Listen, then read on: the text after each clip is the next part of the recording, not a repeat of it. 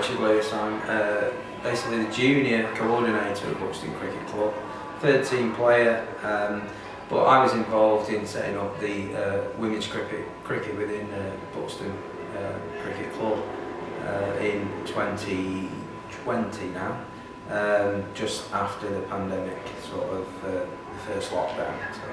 So really, I've been at the club now about 8 years. I was there when my sons first started playing cricket, and to be honest, all I saw was junior girls. I never saw any women's cricket or anything. We had the odd girl coming through the junior ranks, and some went on to play for Derbyshire at a junior level. But to me, it became apparent that there's a big gap there, and the club itself realised this, and we had speaking to our chairman, we had the ambition of creating a girls-only cricket team within 5 years. And so I took it upon myself. I thought, well, how do we get the girls into the cricket club? And the idea was, let's have a women's cricket section, and that's where it started to take off from there. I just saw it. If we wanted a girls-only team, the key was how do we attract the girls into it? And the idea was get the parents there first, and perhaps the girls will come with them, and then from that, then hopefully through networking and things like that, spread out. People say, "Oh, we enjoy this," and this is what happened. But I really didn't realise at the time quite how infectious it was going to be. The women's cricket just. We started the first session, 8 people turned up. This was after the pandemic, and I had about 34 on the WhatsApp group and thought, well, this might not be a success. But lo and behold, the week later I had 24 then, in total panic, because I was the only coach there, thinking, oh, what am I supposed to do? I managed to drag some people into our part of the session, but it was more to get a way of getting the girls into the game. So, and it has worked to a certain degree, but what we found is that the age range of the girls is vast. So you can have under 8s, and then it can go as high as under 17s. And what we want is like a cohort that can play in an age group. And some of the people will be talking about that later, about what we're going to try and do in the schools and things like that, and have a bit more of a focus, so we can start to develop a pathway. If we're going to continue to grow, we're going to develop a pathway at the same time as well. So we started off where I knew some girls from junior cricket, some ladies, from junior cricket, and I've often joked with them, I'm going to start a girls cricket team or women's cricket team. Anyway, I thought I'll just create a WhatsApp group for the people who are new, and then, to be honest, it just grew from there. It was like, well, say there was 16, 20 people on this WhatsApp group, then it started to get spread out to I'm going to invite such and such and such and such. And then it just really, really grew and grew and grew out of that, and then, people coming up to the sessions.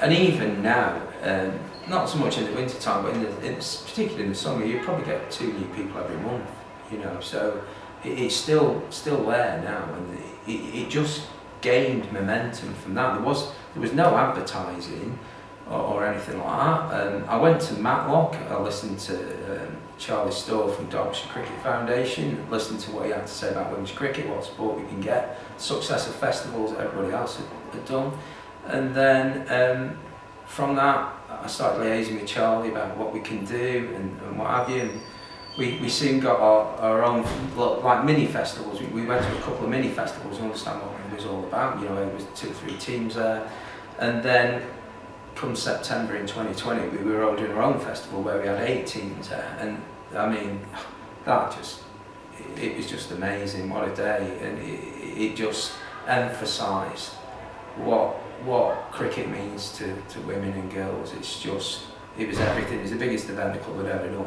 I've got to be honest, I've never seen anything like it. So it was fantastic, and a lot of nice testimonies given by people as feedback and saying, can we do this again?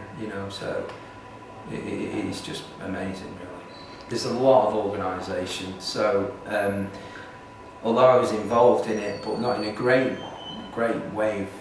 In a great detail, I wasn't involved in a great detail, but we had Sarah Hallen who coordinated everything, and she had a load of co-workers, if for want of a better word, who you know, worked on certain work streams to get things, pull things together, you know, sponsorship, you know, gifts for raffles. We even had a brass band there because we knew somebody who was into music, they could do that. And it all just needed coordinating and bringing together. And what it really did, I think it was the defining moment, was to integrate the senior men's cricket into the women's section. That, above anything, I think was the moment where they realised the importance of this evolving women's cricket. Because they started to get involved in all the activities that were going on that day. And from then, we've never looked back really for the support we've got from the men's cricket, men's section for women's cricket.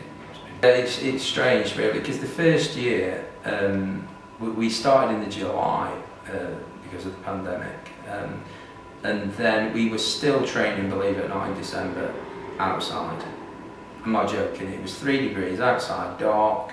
We had the floodlights on outside, and we had Christmas music on and Christmas hats and things like that. And it was, and it's funny because the girls reminisce back over that.